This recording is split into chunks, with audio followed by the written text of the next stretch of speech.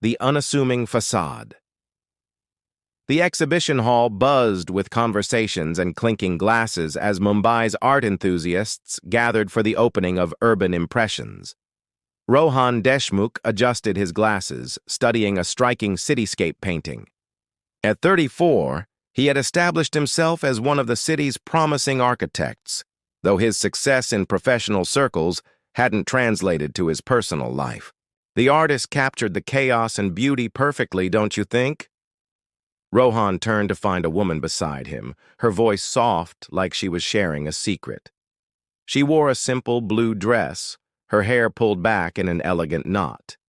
Yes, exactly what I was thinking, he replied, appreciating how she'd articulated his thoughts. I'm Rohan. Nisha Sharma, she offered with a small smile that didn't quite reach her eyes. Architecture influences your perspective, doesn't it? Rohan raised an eyebrow, surprised. How did you know I'm an architect?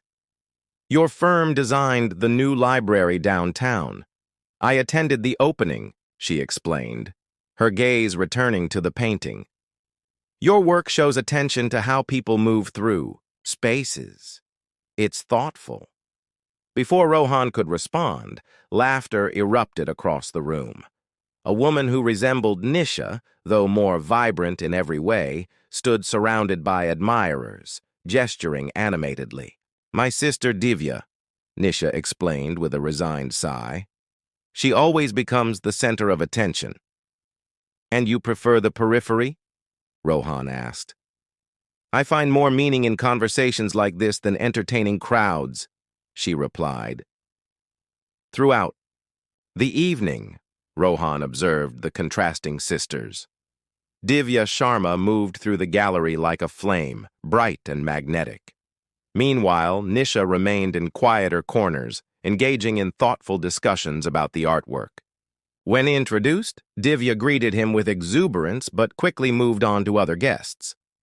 Don't mind her, Nisha said afterward. Divya experiences life at maximum volume. And you? Rohan asked. I prefer to listen before speaking, she said, her voice carrying a gentle wisdom that resonated with him. They exchanged numbers at evening's end. In the following weeks, Rohan found himself drawn to Nisha's measured pace. Unlike his previous relationships, their connection developed through unhurried conversations about architecture, art, and philosophy. She asked about his projects with genuine interest, offering perspectives he hadn't considered.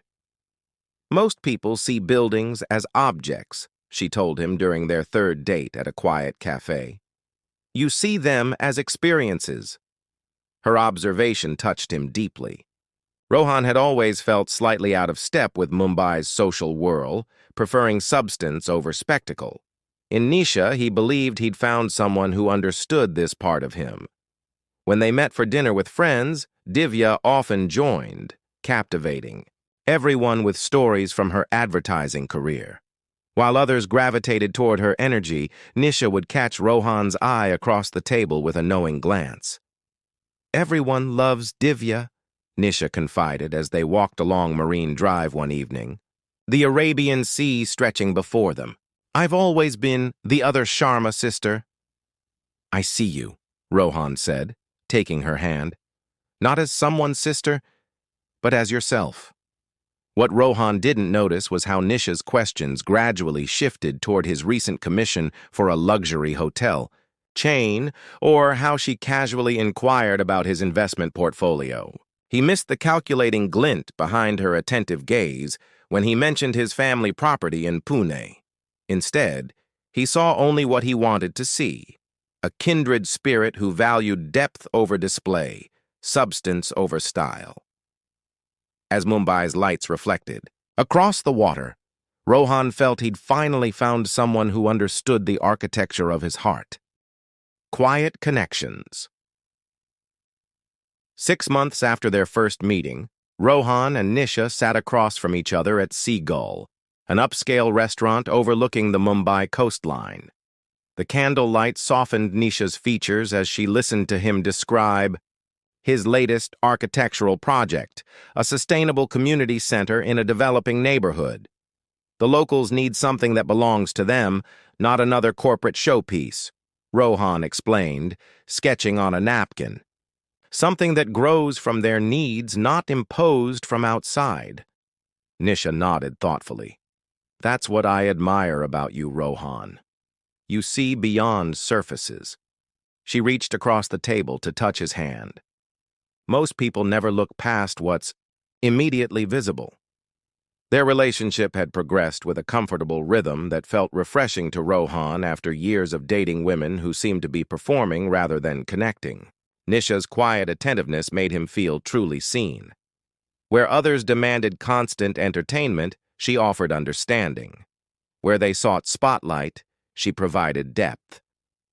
My sister thinks I'm too reserved, she confided one evening as they walked along Worley Seaface. She says I need to put myself out there more. Divya certainly doesn't hold back, Rohan agreed, remembering the last family dinner where Divya had dominated the conversation with animated stories about her advertising campaigns. She means well, Nisha said with a small sigh, but we've always been different.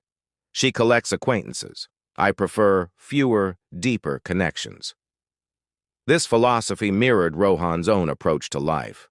At 34, he had built a successful career through careful attention to detail and genuine relationships rather than networking spectacles.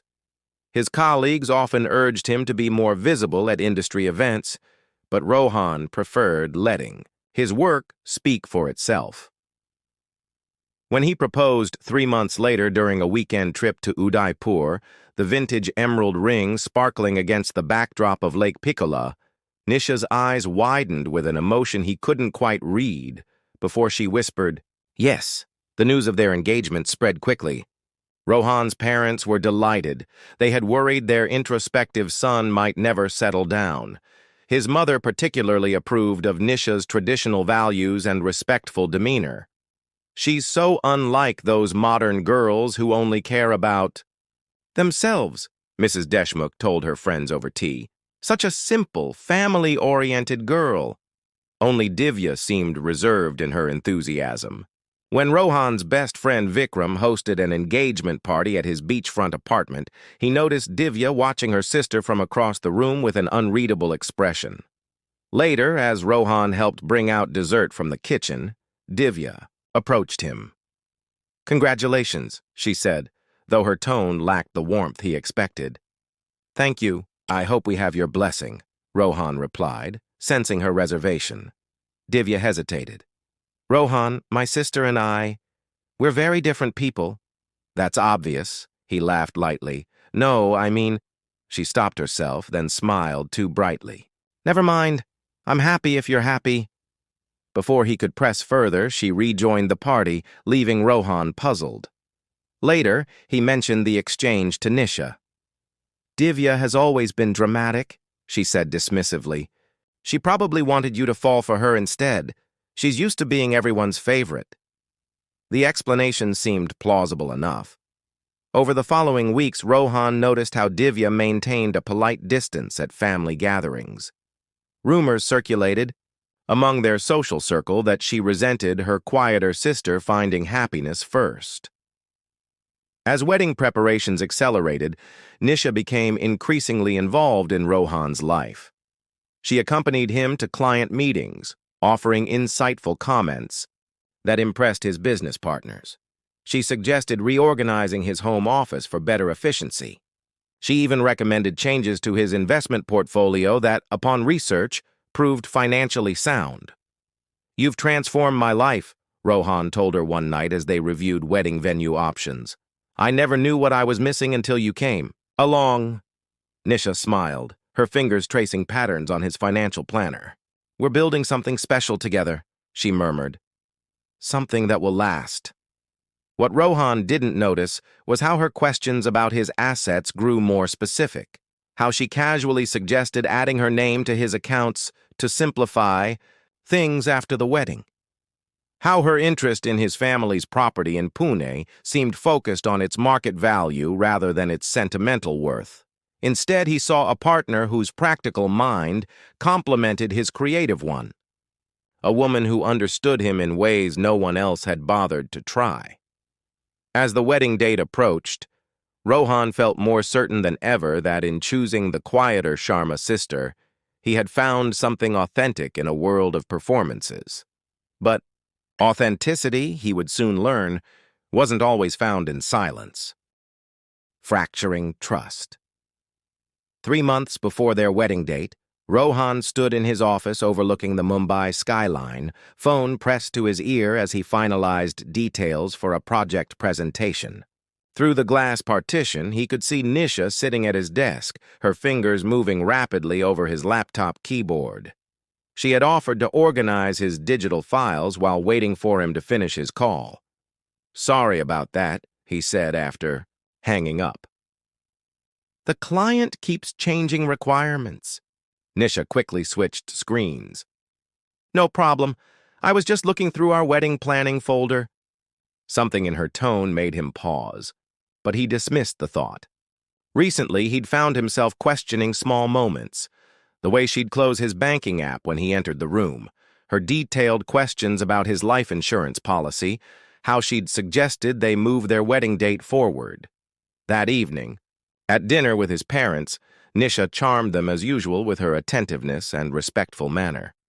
Yet Rohan noticed how her warmth seemed to switch on and off like a light, radiant when attention focused on her, efficient and detached when it didn't. "Have you decided about adding Nisha to the family trust?" his father asked as they stepped outside to admire his mother's garden. Rohan blinked in surprise. "I didn't know that was being considered." "Nisha mentioned you both had discussed it," his father replied, confusion crossing his face. "She had some questions about the procedure when she visited last week." "Must have been a misunderstanding," Rohan said lightly, though unease settled in his stomach. He hadn't known Nisha had visited his parents without him. The next day, Rohan received a call from his insurance agent. "Mr. Deshmukh, I've processed the beneficiary change you requested. Your fiancé is now listed as the sole beneficiary with the increased coverage amount." "Increased coverage?" Rohan repeated, confused. "I didn't request any changes." A pause. "Someone called from your office using your client credentials. They said you were in meetings all day but needed this processed immediately." Alarm bells rang louder. That evening, he casually mentioned the incident to Nisha as they reviewed wedding invitation designs. "How strange," she said, not looking up from the samples. "Maybe your assistant misunderstood something." "I don't have an assistant," he reminded her. Her fingers stilled momentarily before she reached for another design. Then it must be a mistake. These companies are always making errors. She held up an invitation. "What do you think of this one? It's elegant without being showy." The subject changed, but Rohan's concerns didn't dissipate. Over the following weeks, he began noticing patterns he'd previously overlooked. Nisha never shared personal stories from before they met, deflecting with vague references to a typical childhood. She had no close friends who could verify her past. Her sister Divya remained the only family member who seemed to know her well, and they maintained a strained relationship. When he tried discussing their future beyond wedding plans, children, career aspirations, where they might retire someday, Nisha redirected conversations to practical matters, property investments, retirement accounts, his upcoming projects with high-profile clients. "We should focus on securing our future first," she would say reasonably. "Dreams are built on practical foundations." The comment that had once seemed wise now felt evasive. One afternoon, Rohan arrived home early to find Nisha on the phone in his study, speaking in a tone he'd never heard before, sharp, calculating. "Just need a few more months," she was saying. "Everything's proceeding according to plan. The property alone is worth—" She saw him and immediately switched to her familiar, gentle voice. "Yes, I'm so excited about the wedding flowers, too. Let me call you back." "Who was that?" Rohan asked. "The florist," she said smoothly, "confirming arrangements." That night, he couldn't sleep. The woman beside him suddenly felt like a stranger. He recalled Divya's hesitation at their engagement party, her unfinished warning. Perhaps what he had interpreted as jealousy was something else entirely. The following day, he made a decision. While Nisha attended a bridal fitting, Rohan visited his bank and discovered someone had attempted to access his investment accounts using his personal information. The request had been flagged as suspicious and denied. When his phone rang with Divya's number, Rohan almost didn't answer. Their interactions had been minimal since the engagement. "Rohan?" Her voice sounded hesitant. "I need to speak with you. It's important." "About what?" A pause. "About Nisha. About who she really is." The fracture in his trust widened into a chasm. As Rohan agreed to meet Divya the following day, he wondered if the quiet, thoughtful woman he'd fallen in love with had ever truly existed, or if she had been a carefully constructed facade all along. Unveiled intentions. Divya chose a small cafe in Bandra, far from their usual haunts. When Rohan arrived, she was already seated in a corner booth, fingers nervously tapping against her coffee cup. The usual vivacity he associated with her was absent, replaced by a sober intensity. "Thank you for meeting me," she said as he sat down. "I've been debating whether to have this conversation for months." "Just tell me what's going on," Rohan said, his architect's mind craving structural clarity amid emotional chaos. Divya took a deep breath. "My sister isn't who you think she is. This isn't the first time she's done this." "Done what exactly?" "Targeted someone for their assets." Divya pulled out her phone and placed it on the table. 3 years ago, Nisha was engaged to a businessman in Bangalore, Rajiv Menon.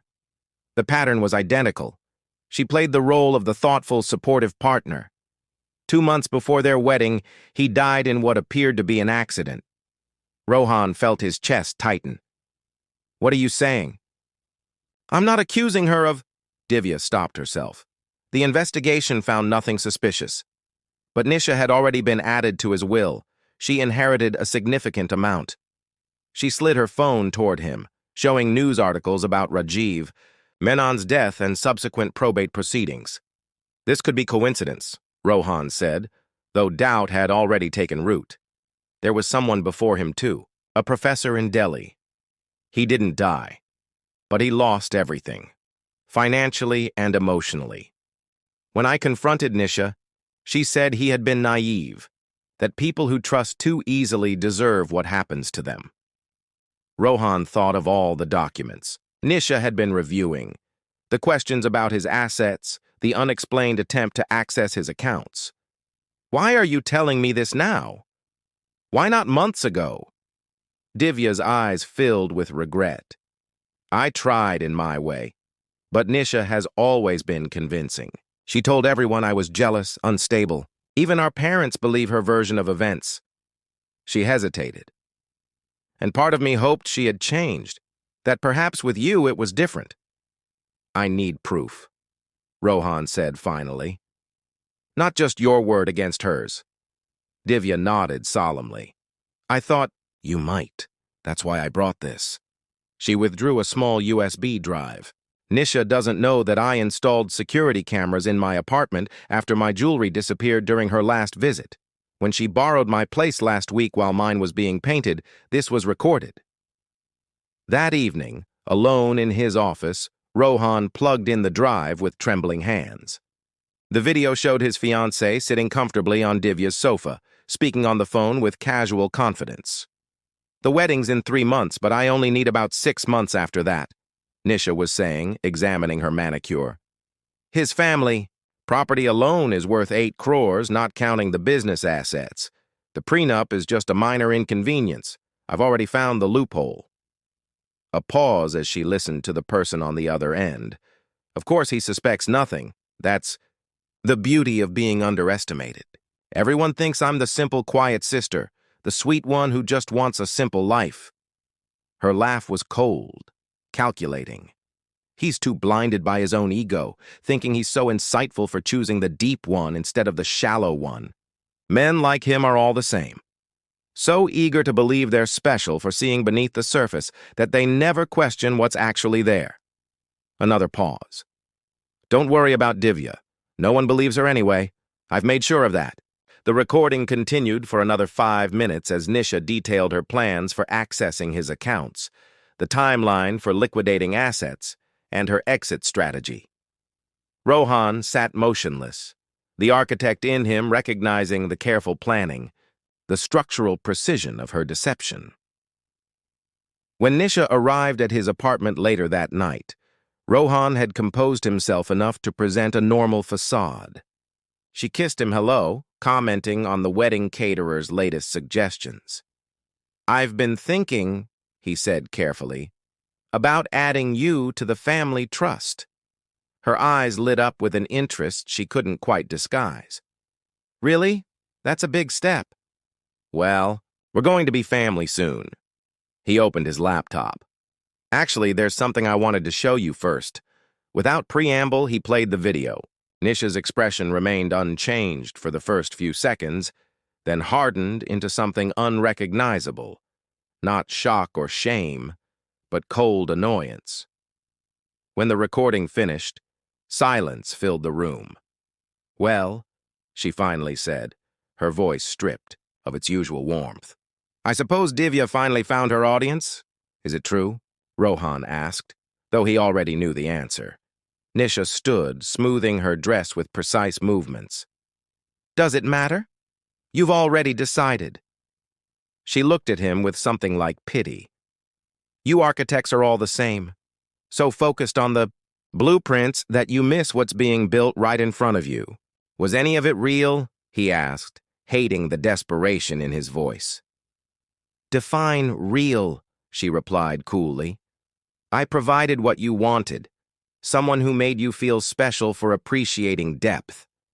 The quiet, thoughtful woman overshadowed by her extroverted, "Sister, it's a role like any other." As she moved toward the door, Nisha paused. "You know what the truly sad part is? You never actually saw me. Not the real me. You were so busy congratulating yourself for not choosing the obvious sister that you never questioned the alternative."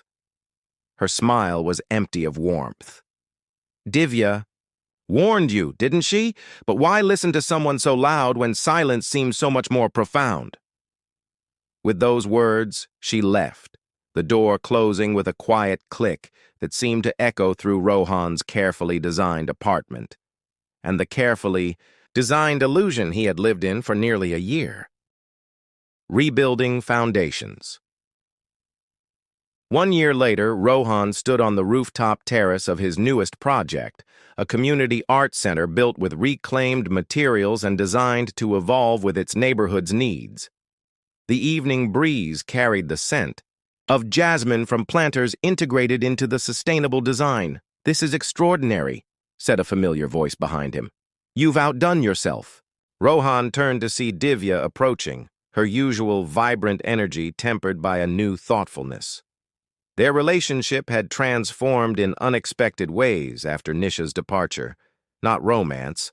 That would have been too neat a narrative shift, but a friendship built on mutual respect and hard-earned honesty. "Thanks for coming to the opening," he said, offering her a glass of champagne from a passing waiter. "I wouldn't miss it. Besides, someone needed to make sure you actually celebrated, instead of just analyzing structural details all evening." Rohan smiled, recognizing the teasing affection in her words. In the months following his confrontation with Nisha, Divya had become an unlikely anchor. Unlike others who offered pitying glances or awkward condolences about his canceled wedding, she had simply shown up, bringing no-nonsense support and space for both grief and growth.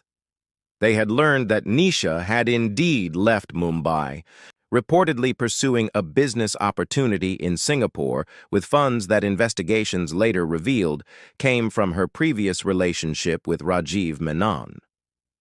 The legal proceedings continued, but Rohan had stopped following the details. Some foundations Couldn't be rebuilt once broken. How's the book coming along? Divya asked, leaning against the railing. After the dust had settled, Rohan had channeled his experience into writing about psychological architecture, how people construct facades and internal spaces just as deliberately as physical ones. The project had begun as therapy, but evolved into something more meaningful. The publisher wants it finished by December, he replied. I'm still working on the chapter about authentic spaces, how to create environments that encourage genuine connection, rather than performance. Ironic that Nisha inspired something constructive after all, Divya mused. Rohan considered this. I've been thinking about that lately, about how sometimes we need to see the wrong design to understand the right one. Below them, guests mingled, in the courtyard of his new building. Among them was Tanvi Mathur, an environmental scientist whose organization would occupy part of the center. Their growing friendship had been unexpected, built on shared values rather than projected needs or calculated impressions. I ran into Professor Kapoor last week, Divya said, changing the subject. He mentioned you're teaching a guest seminar at the university. Just one session on ethical design principles, Rohan confirmed. Nothing major. You know, a year ago you would have minimized it completely, worried that talking about your work meant you were somehow shallow. She gave him a pointed look. Growth looks good on you, Deshmukh. Rohan laughed, acknowledging the truth in her observation. The painful unraveling of his engagement had forced him to examine his own biases, how he had valorized quietness as depth, mistaken reservation for authenticity, and judged expression as superficiality. I've been thinking about what you said months ago, he told Divya, about how we often don't see people for who they are, but for who we need them to be. My rare moment of profundity, she quipped. You have more of those than you admit, he replied, which was exactly my blind spot. I was so convinced that quiet meant substance that I missed the substance in expression. As the evening progressed, Rohan found himself engaging with guests more openly than he would have a year before. He still valued meaningful conversation over small talk, depth over display, but he no longer assumed these qualities had a particular look or volume.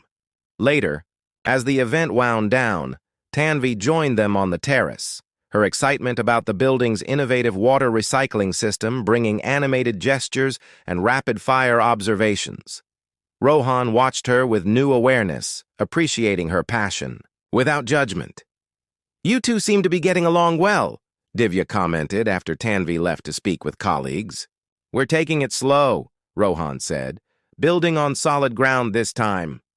Just don't overthink it, Divya advised. Sometimes the most honest connections aren't the quietest or the loudest. They're simply the ones where you can be your actual self, messy contradictions and all.